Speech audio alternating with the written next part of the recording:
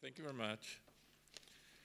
Yes, the title you know of my talk, it's Giving Space to the Unknown and Transcendence, Art Education as a Guardian of the Child's Authentic Gesture. Sometimes someone of you have the Hungarian translation.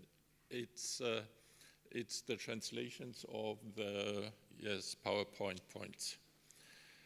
So the history of art education shows an impressive variety of conceptions. This is partly due to the impulses that emanated from the so-called art education movement.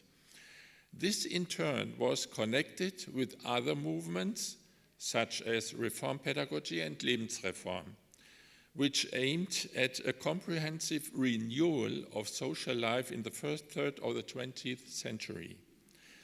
In addition to the concepts of instrumental utilization of art and art education for economic, political, even military and pedagogical purposes that continued to be propagated in these movements, a new idea emerged, namely the conviction that artistic expression can and should be a medium of liberation towards a creative and self-determined life that gives space to the as yet unknown. I would like to discuss the connections implied here in more detail in the form of theses. So the overview. In a first historically oriented step, it will become clear how the idea of free creativity gradually developed. In the second step, some anthropological, social, and existential philosophical aspects will be addressed. The following questions will be in focus. Where does freedom remain in the face of social coercion? Main question in human life, I think. How can an authentic self or self-consciousness be formed and maintained? The third step is about the prerequisites of an art education that protects the child's authentic gesture as an expression of a truly own impulse from within. With the fourth step, we go to the school and ask more precisely in which learning areas such a free space of authentic expression could be created and protected. In the fifth step, I give some examples from school practice to illustrate that a space of free expression can be a reality. First, the art education movement at the beginning of the 20th century, impulses and distortions. The subtitle, Impulses and Distortions, already indicates that the art education movement was an ambivalent phenomenon. On the one hand, there was the idea, which is close to us today, of a liberation of childlike expression, right up to the pathetic idea of a genius in the child. That's the title of a book of Gustav Hartlaub, which was published in 1922. On the other hand, this was often closely tied to economic and/or political interests. Unlike work, which is ultimately assigned to a realm of necessity, art points to another dimension of life. Art is, as it were, a luxury product, and paradoxically a necessary one. It is based in material surplus productions and releases or liberates the spirit as well as the creativity of man from economic constraints. This tends to create a realm of freedom in which people can express themselves or what is essential to them in images, sculpture, gestures, language, music, dance, theater, that is in a tangible or materially concrete form that can be perceived by others. In this realm of freedom, insofar as it exists, he or she is not subject to any external aesthetics, economic or political pedagogical standardization. What artistic creation could be in school, however, was hardly visible in the school of the 19th century. Essentially, it was a matter of studying the great models that had become classical and thus training one's own expressive ability on them, or simply imitating or copying what was given. Certainly, the peculiarities of free children's drawing had been known for centuries. Last sentence was, certainly the peculiarities of free children's drawing had been known for centuries. You see it on this picture. This is shown, for example, in a painting of Giovanni Francesco Carotto from 1520, which shows an imitated child's drawing. There is admittedly irony in the depiction, perhaps even mockery. Perhaps. An open-minded appreciation of childlike expression only began to emerge towards the end of the 19th century. In 1887, the Italian art historian Corrado Ricci presented an epoch-making study entitled L'arte di bambini. In the title itself, a special appreciation is expressed that is quite new and provides the impetus for many further studies. And gradually, the idea of promoting the creative self-expression of the child was articulated in pedagogy. This was the title of the first major international conference of educators of the New Education Fellowship in 1921.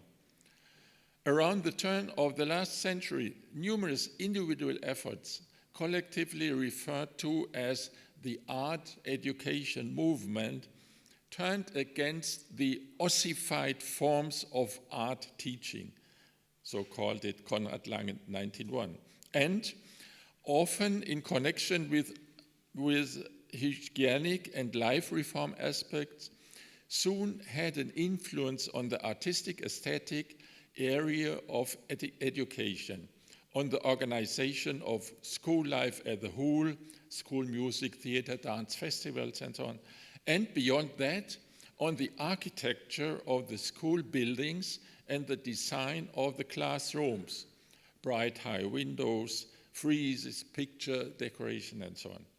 The word free as student drawing, free essay, free expression, free dance, gradually takes on a new pedagogical meaning. This new sense of the moment of freedom in art education, which we are familiar with today and which is widely accepted as in education in general, was not to be heard throughout the many-voiced chorus of the art education movement. Nationalist connotations, socio-political fantasies of harmonization and unification, even martial and racist ideas could articulate themselves on the basis of a rhetoric of freedom and creativity. However, there are also those other voices that, often based on their own pedagogical experiences, actually want to expand the creative scope of children's expression in the areas of arts learning.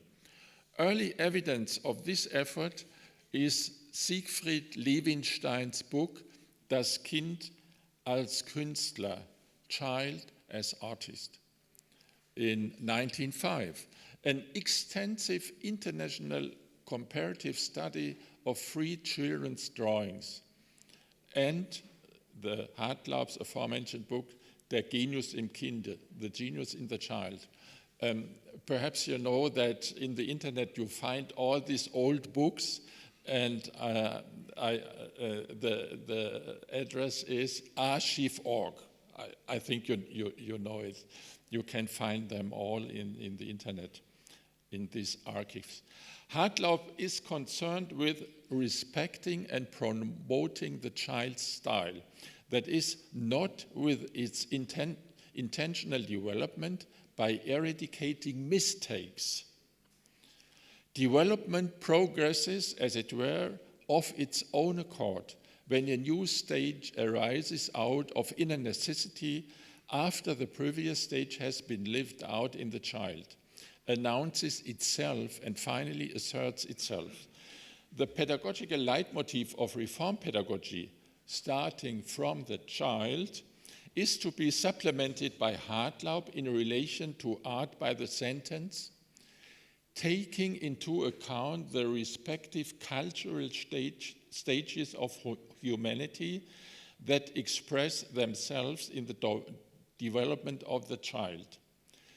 This means, no matter what one thinks of the assumptions on which it is based, a new didactic approach to art education that was theoretically prepared by Levinstein in 1905. It is no longer primarily a matter of education in art in the sense of leading to aesthetic enjoyment, nor is it primarily a matter of aesthetic, intellectual, or moral education through art, but rather of expression and development of the creative power inherent in the child itself. In other words, the development of the child's ability to create images as a genius process that draws on experience, fantasy, and the inner world of imagination. Hartlaub thus speaks in this context of the creative point of freedom in every little human being. Now to second, where remains the freedom in the constraint? In search of the authentic gesture of the child. It is well known that Immanuel Kant, in view of the numerous constraints in education, summarized the educator's dilemma in the question, how do I cultivate freedom in the presence of constraint? The question is important in our context because a gesture or an action can only be authentic, that is, come from one's own, if it is not forced reaction or compliance to foreign demands. With the predilections of antinomic and paradoxical turns of phrase in philosophy, Immanuel Kant was able to locate the possibility of the freedom of all in the absolute subordination to the general, a priori good will.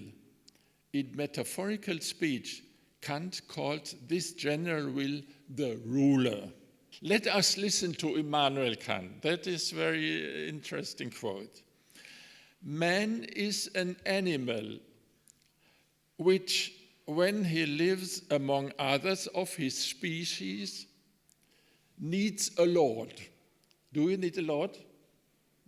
We don't know. I don't know. For he certainly abuses his freedom in regard to others of his kind.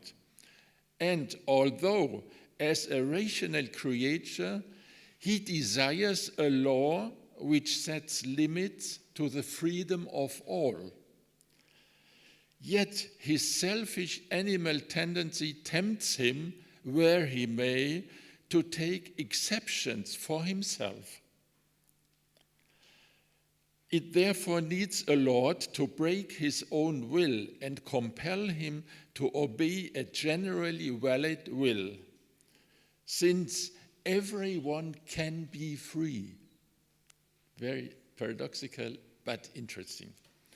With regard to education, Kant formulated the question in a similar form and with a similar intention.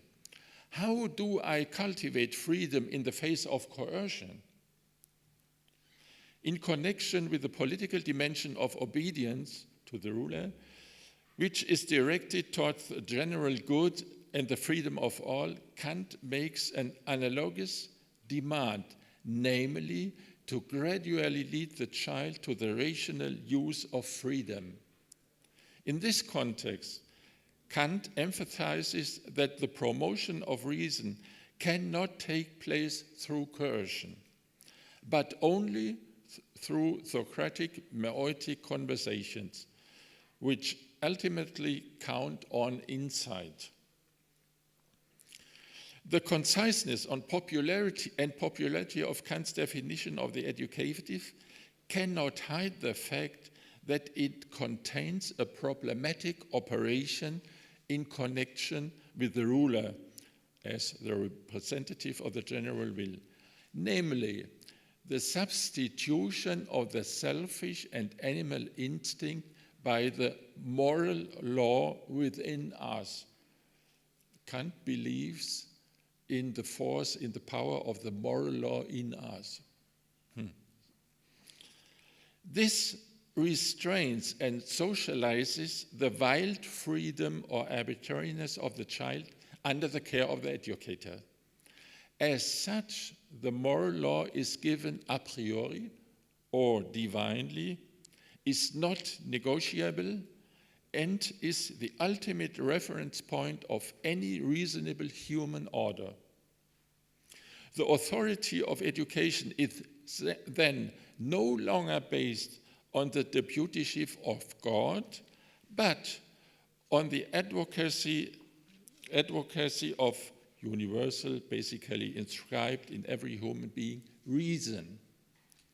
Both forms of educational legitimacy, theological and psychological, have an element of the unconditional that cannot be surrendered to human will. In contrast to this is the view of a non-dogmatic enlightenment, that the order of human things lies solely in the will of man. It lies in the will of man, not in the law, in the moral law, or in God or other transcendental powers. That is a different view. If this is the case, the ultimate direction of reference points of order, of human and social order, can be found neither in God nor in the nature of man. The social order must then be invented, in consequence by accepting the risks, which include not only error, but also explicit and latent moments of coercion and domination. I therefore change Kant's questions to: where is the freedom in the coercion? Because it is conceded that education is not possible without at least a certain amount of coercion. Perhaps you neglect this, I don't know. But my experience with 2 children or grandchildren and many school children is so. Thus, if coercion fundamentally contradicts the idea of authentic gesture and free expression, then in relation to the pedagogical situation, we must first ask about the concept of freedom, and secondly, how the educator, as a representation of social and or pedagogical intentions, can nevertheless see herself as the guardian of the child's authentic gesture.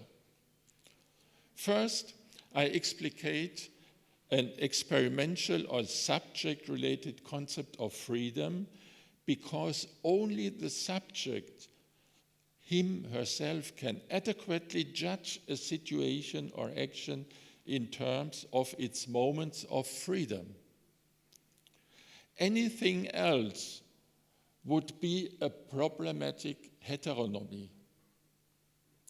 An educator who wants to value and protect the child's freedom, and thus his or her authentic gesture, must then enter into a reflexive relationship with the coercion representing or emanating from him or herself.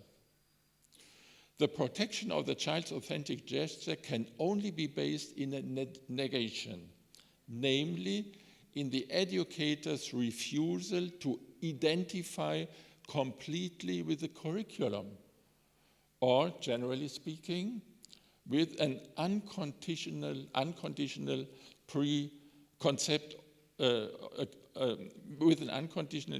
great prescription. First, then, the concept of freedom. With regard to the real society or social ideal, the die is already cast with regard to the thorny question of one's own and free will before the question enters the consciousness of the actors as a real social and psychological problem. The resistant are recommended: conformity, subordination, obedience, obedient following of the curriculum, observance of the great rule and all the rules derived from it.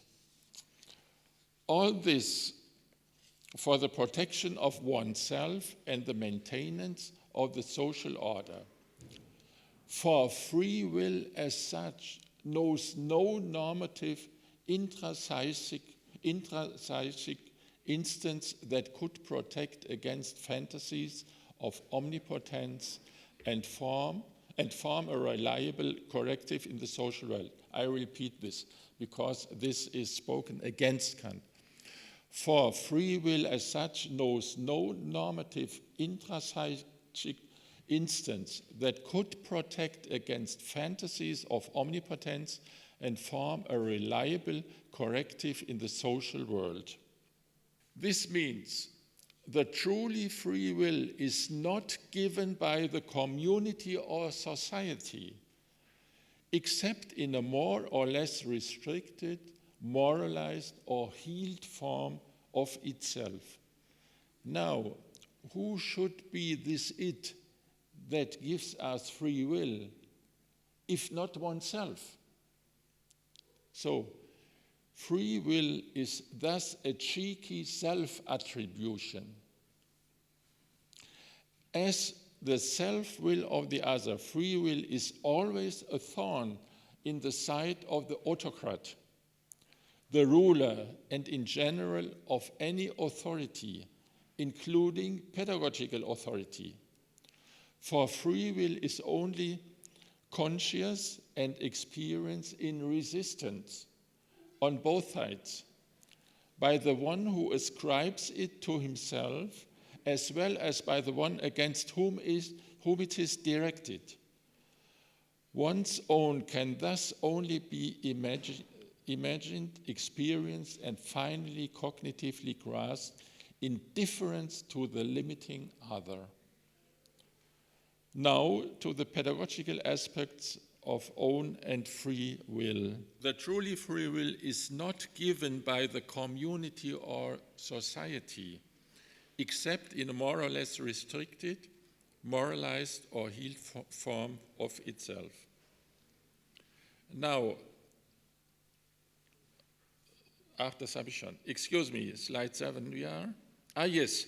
If the child's own will comes into play as resistance, the question of the function and form of coercion is unavoidable. In the public space of education, the pedagogical order is first and foremost represented by the educator or the teacher. However, in the modern secular world, it is only a representation that is intuitively or is reflexively broken by the humanity and creativity of the educator. She must, because she is denied to appeal to God or a great rule, and she may, within certain limits, for the sake of the child, turn a blind eye or look the other way. For if man identifies himself completely with the law, he degrades himself to wolf being.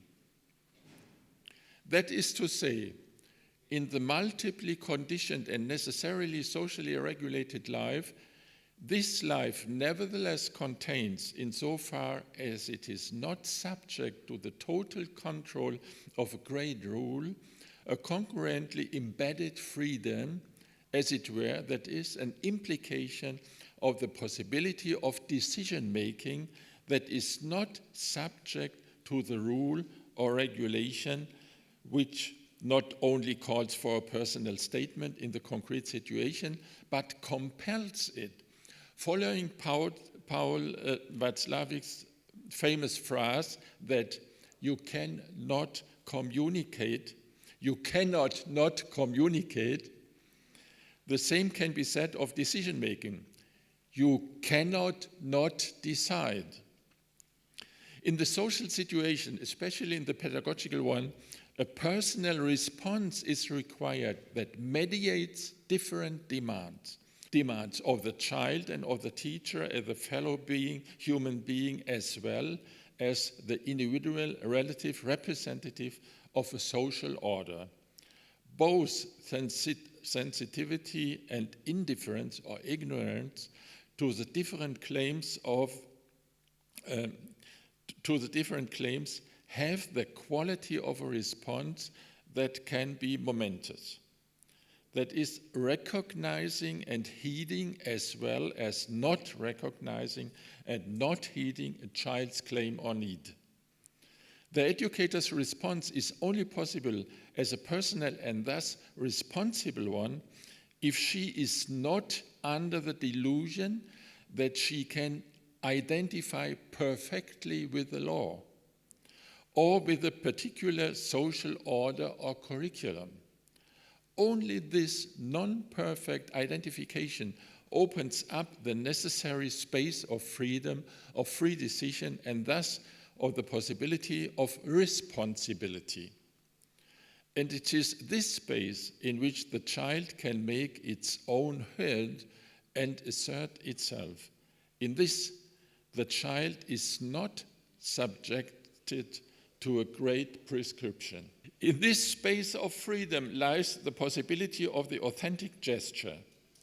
It is a gesture that is based on spontaneous inner impulse and still retains a moment of spontaneity in the visible gesture, even when social and mental reflexive moments flow into the gesture.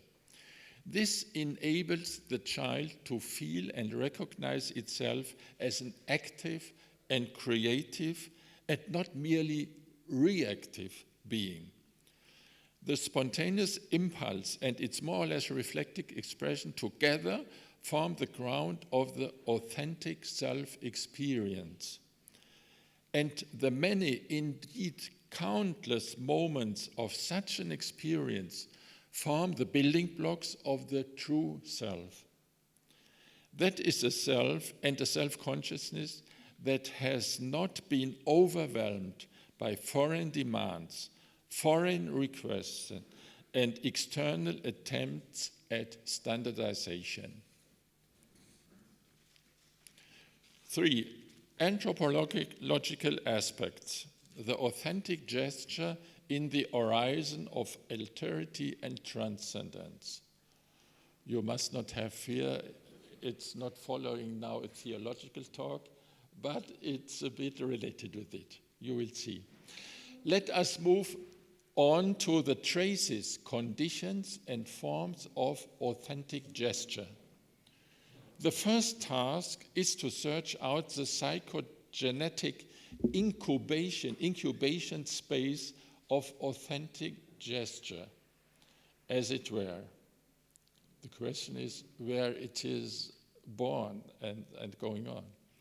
Authentic can be called a gesture, a pure or a pictorial movement, a word, a vocal sound, when it springs from the self, that is, from a deep need or desire, when it thus retains the quality of a spontaneous impulse from within. Hartlaub speaks of the genius of the child and the creative point of freedom in the context of the pathetic discourse of genius in art. Free and or creative, this point can only be if it gives space to the previously unknown. This is a space that is not precisely defined normally or curricularly. As the spontaneous impulse becomes creative, that is, then it leads into something that has not existed before, as those pictures. They haven't existed before they were painted and before the founts were not filled in oneself, you know.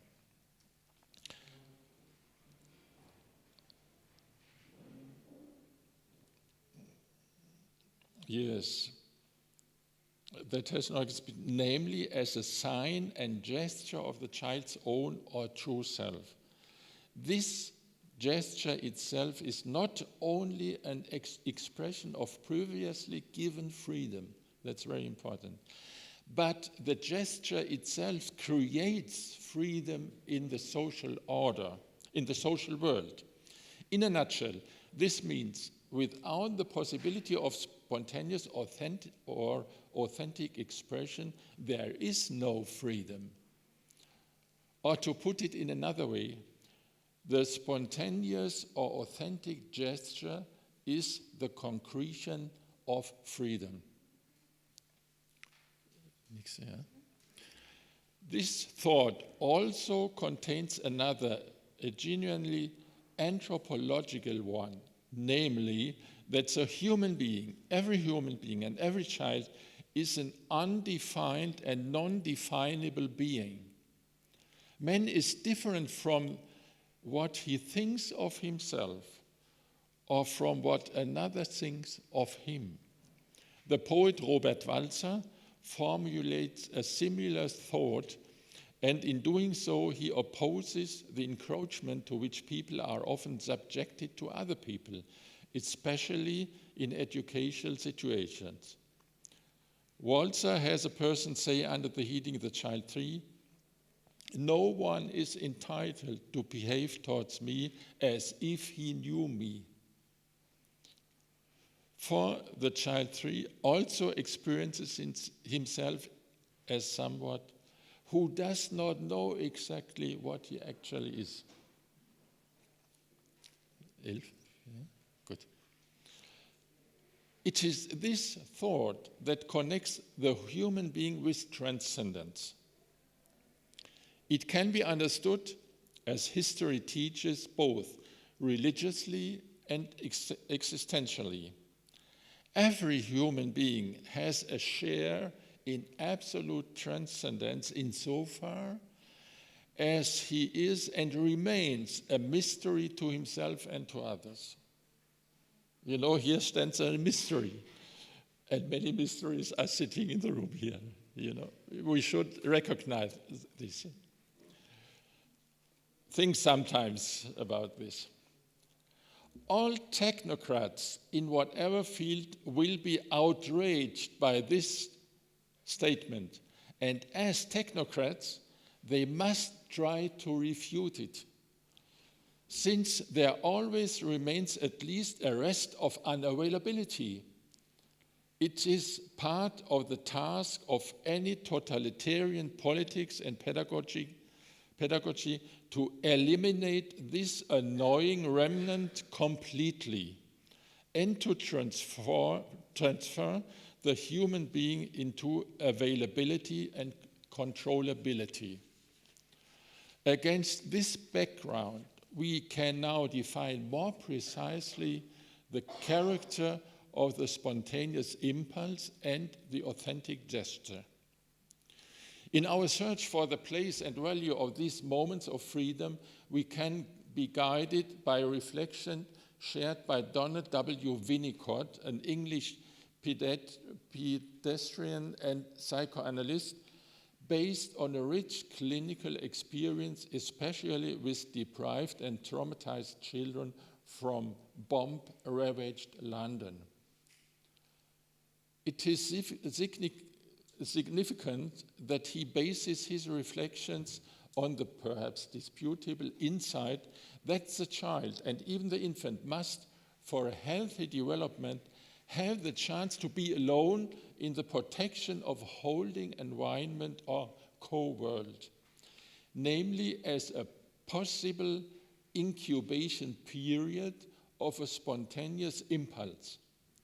In acting out this impulse, the actor, the child, experiences himself as alive.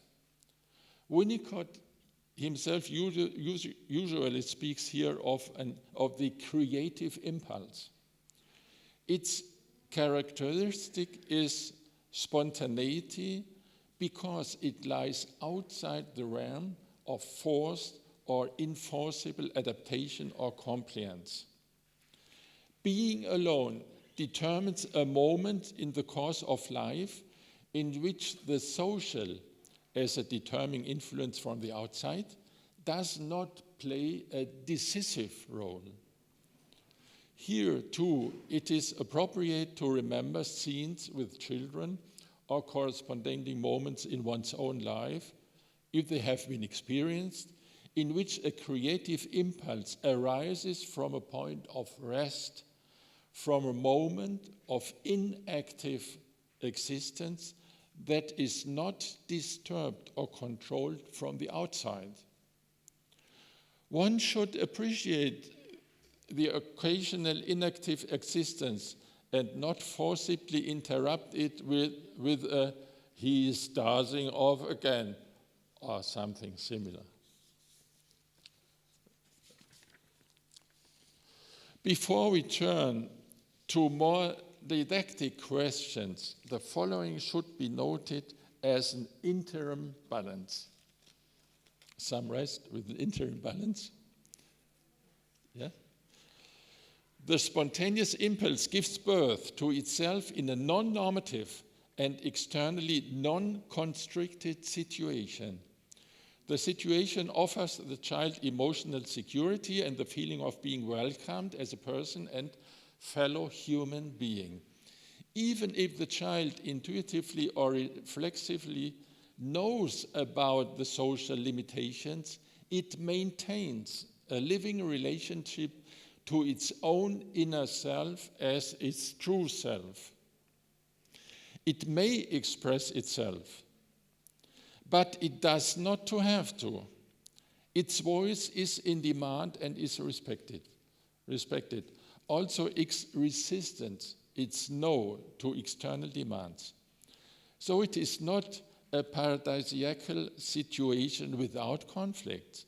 His actions, even the resistant ones, are experienced as authentic gestures, insofar as they reflect his inner self in an affirmative way. This gives the child a feeling necessary for his healthy emotional and cognitive development, a feeling of relevant participation in life and thus of being alive.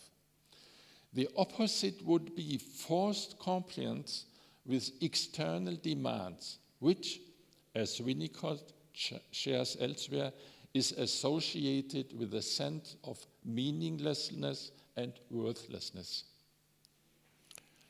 If we value the spontaneous inner impulse as the pedagogical basis of an authentic gesture, and this as an expression of the child's creativity, and if we continue to regard this as significant for personal development, we should ask how this can be taken into account in the necessarily normative situation of school. This will be formulated as a thesis in the next step. And that is the fourth point, on the possibility of the authentic gesture as a prerequisite for creative action in the space of education and as a shelter for an open future.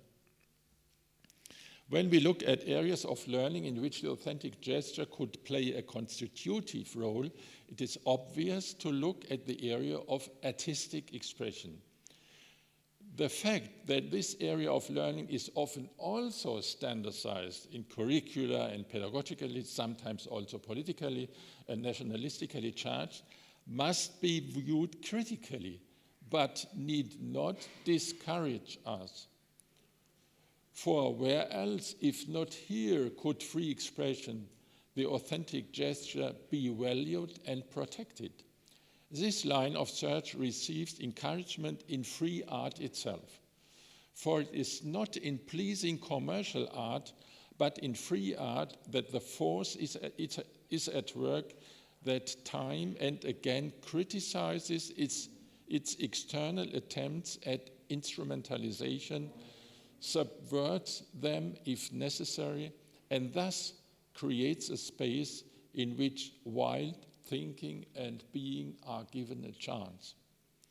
It would therefore be a matter of developing an antithesis to the rigid regulation of life and learning, precisely a free space of expression that is not overshadowed or even stifled by rigid demands for conformity, demands that do not take into account the neediness and vulnerability of the child. In the social world, however, we must be content with a relative conceptualization and ask for the better conditions of free or creative expression in each case. First and foremost, all external normative factors would have to be dispensed with. No grades, no qualitative assessments, no special rewards or even punishments. Second, nevertheless, the space would be a social one, but now one in which dialogue, inquiry, conversation, the effort to achieve understanding can take on a much greater role than in the more curricularly standardized learning areas and courses. Third, art education would develop in the direction of a space of creative possibilities, a special space that gives the as yet unknown, the new, the emotionally and cognitively really significant a chance to be articulated. 4, the teacher would have a new role in this. She must, as in other areas of learning, be an interlocutor, but also a stimulator and helper, especially for anxious or hesitant or traumatized children. What is new is the resolute attitude of care toward the children entrusted to her. She tries to sense and promote the child's own. In doing so, she is aware of the danger of projective attributions. In depth psychology terms, she is aware of transferences that have nothing to do with the child's life. 5, the teacher responds to the child's authentic gestures with friendly gestures. A friendly gesture in the pedagogical context should be any action which, based on an empathetic understanding and goodwill toward the child, transports something conducive which can be understood or preconsciously perceived by the child as recognition of himself or appreciation of his person, his individual being.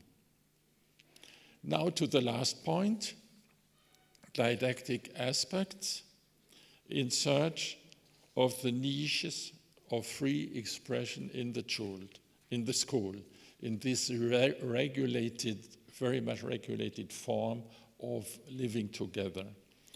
In the search for didactic alternatives to curricular standardization, we by no means have to start from zero. Efforts to make learning process freer and more child-oriented have led to a multitude of didactic concepts that have, in the meantime, significantly changed the face of the school and individual learning areas within it in the direction of participatory forms of learning and creative participation. Despite its many irrational, even covertly authoritarian moments, reform pedagogy, including the art education movement, played a significant role in this development. Of course, these moments were and still are often embedded in a dogmatic worldview structure that pretends to know the essence of the human being as well as the dynamics of goal of history, even as in anthroposophy of the whole cosmos. With regard to the didactic concretization of the concept of free and authentic gesture, just developed as one that is not subjected to prior anthropological or ideological schema, Freinet pedagogy and regiopedagogy in particular are of outstanding importance, as well as some other more limited initiatives such as open teaching, free work, group, and project teachings. In everything, the aim is to promote the child's self-expression. This is already creative as such, that is, it brings something previously unheard of to expression. If the process of expression itself is not subject to strict external standardization, this is always the case when in the child's experience the moment of self-expression prevails over external demands. Then we are dealing with an authentic gesture. Let us now turn to two concrete examples in the pedagogical space. Enough theory now. Now the examples. The first is a child's text, yes, from the first class, in which he or she is confronted with the claim to believe something that contradicts his or her experience and cognitive development. The text reflects the unavoidable drama between stubbornness and expectations of others. I read it first in German. You know, it's very wrong written there. It's a first class. He can't write correctly. Es war einmal ein Hase, hieß Osterhase. Es gibt ihn aber nicht. Nur die Eltern tun so, als ob es ihn gibt. Ich tue aber so, als ob ich es auch glaube. Once upon a time there was a rabbit, his name was the Easter Bunny, but he doesn't exist. Only the parents pretend that he does exist. But I pretend to believe it too. The second example is an exercise that we can easily do in the dance academy on the other side of the road or in another suitable space. You are invited to do it. Of course, also in any school class. Imagine you heard a rhythmically appealing music. Now the task is not to dance to this music, but to first go on an inner journey. Your goal would be to search for a spontaneous impulse to move that develops of its own accord, as it were, into an authentic gesture that is not choreographed in advance, and above all, not censored from the outside. In other words, not to move to the music, but to be moved by the music. What comes to light? Perhaps nothing at all, perhaps an inner resonance, or perhaps a nod of the head, a drumming of the fingers, a movement of the arms or legs, or even a whole body movement. No one knows in advance about oneself. And when we gather there in the dance academy and follow our spontaneous impulses, it can, but it doesn't have to get quite wild. In any case, we would set out on the path to an authentic gesture, which in dance theory and dance pedagogy is called authentic movement. Now we will hear, if you agree, 2 minutes of music and then a short conclusion.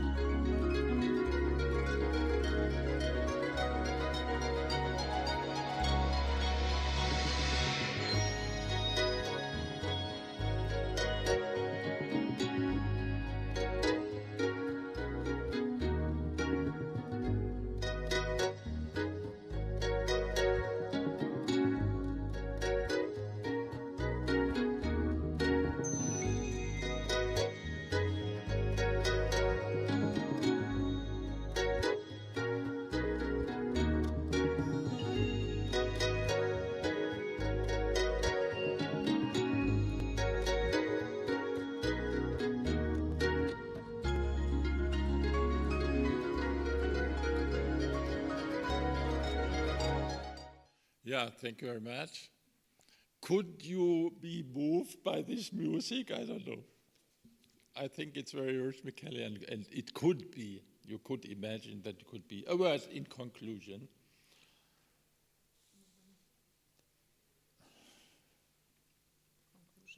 Yeah? Art education may continue to serve many important purposes, such as the formation of the sense of form and color, manual dexterity, moral consolidation, the strengthening of visual, pictorial, musical, aesthetic, physical, and social competencies, linguistic as well as symbolic expressiveness in general.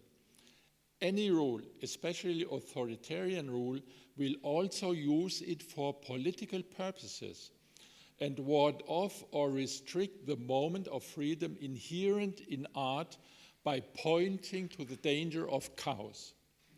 Art education thus becomes an emotionally colored instrument of unquestioning conformity. The postulate of enlightenment, namely to think for oneself and to form one's own judgment, is thus undermined and replaced by the imperative to follow an external opinion leadership.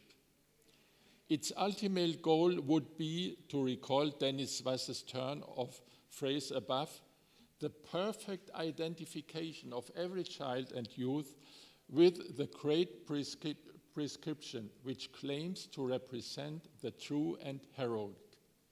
However, the subversive and freedom moment inherent in art can also find its way into arts education, but only if it is recognized, acknowledged, and appreciated. In this way, the freedom moment becomes the leverage point of a development that defends a space of free expression in which the child can freely give voice and expression to himself. This would still be a space of social responsibility and inclusion, but it would be one in which the first law of an authoritarian education, which identifies itself completely with the law, that is, with the great regulation and the curriculum, is suspended, which, according to the great theater director Max Reinhardt, is, you shall conceal what is going on inside you. No, you don't have to, but you may show and express what moves you and what is going on inside you. And you will receive a pedagogical response that respects yourself, respects it in the compassionate educator, and thus strengthens it. Thank you very much for your patience. Thank you very much.